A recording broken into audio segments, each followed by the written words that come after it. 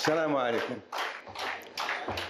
Bon, je ne saurais jamais dire aussi bien et aussi fort ce qui a été commis que Mariam Rajavi. Je ne serai jamais aussi talentueux que ce que vient de dire Juan Gracias, ou les juristes et les spécialistes internationaux. Alors, je vais donner l'éclairage qui est le mien. Chacun fait son travail, c'est ce qu'il fait. Je fais confiance au CNRI, ce qu'ils font. Je fais confiance aux éminents juristes. Je fais confiance.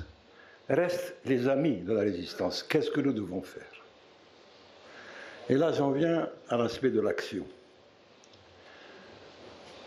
J'ai toujours dit que la problématique iranienne est très mal posée à travers le monde, en ce sens qu'on parle de tout, de la bombe atomique, etc., sauf, c'est comme si le peuple n'existait pas, sauf des massacres, 120 000 sympathisants, militants de l'OMPI massacrés.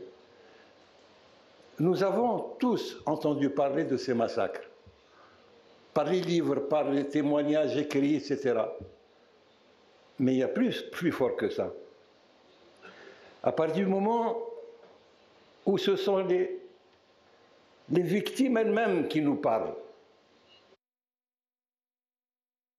nous ne pouvons plus rester dans notre rôle d'observateur, même observateur sympathisant. Nous devons renoncer au stade d'observateur et accepter le statut de responsable. Mais à partir du moment où nous sommes témoins, la loi des hommes, comme la loi de Dieu, quelle que soit notre croyance, nous interdit de nous taire et nous interdit de ne rien faire. Nous serions impardonnables, nous Marocains, nous Algériens, nous Tunisiens, de continuer à ignorer ça et à penser que l'Iran est trop loin. Ça ne nous concerne pas. Ça ne nous concerne pas. Le crime contre l'humanité, il est défini très clairement et très précisément chez les gens du livre. Et dans le Coran,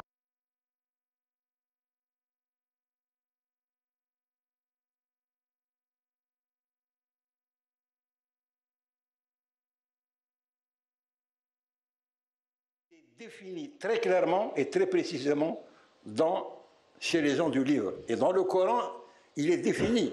وَمَنْ قَتَلَ نَفْسًا بِغَيْرِ نَفْسٍ أَوْ بِغَيْرِ حَقٍّ فَكَأَنَّمَا قَتَلَ النَّاسَ جَمِيعًا.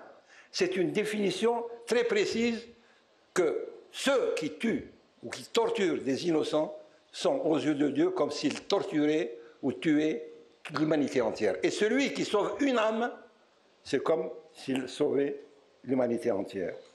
Par conséquent, que nous soyons croyants ou pas croyants, mais la loi des hommes et la loi de Dieu nous impliquent fortement dans les choses dont nous sommes témoins quand nous nous taisons. Ne pas se taire, c'est pas seulement parler, c'est agir de telle sorte que... Et en tant que président du comité de solidarité avec le peuple iranien, je fais un appel à mes amis arabes pour que maintenant nous concentrions nos affaires. Un, pour informer toute l'opinion de ce qui se passe en Iran. Et deux, pour faire les pressions nécessaires pour que justice soit faite.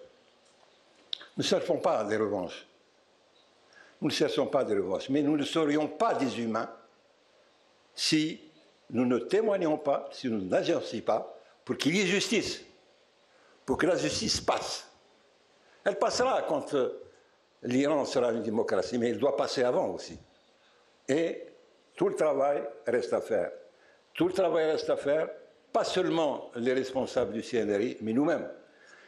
Regardez ce qui se passe sur le plan de la Shoah, par exemple. Il y a des milliers de films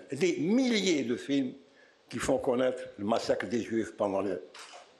Il faut qu'il y ait des centaines et des milliers de films sur ce que nous venons d'entendre.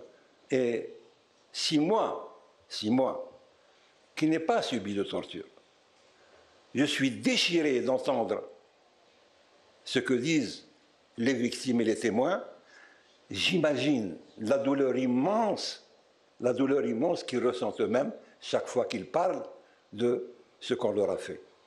Des femmes enceintes exécutées, des bébés dont la maman est exécutée, des jeunes qui sont exécutés et torturés.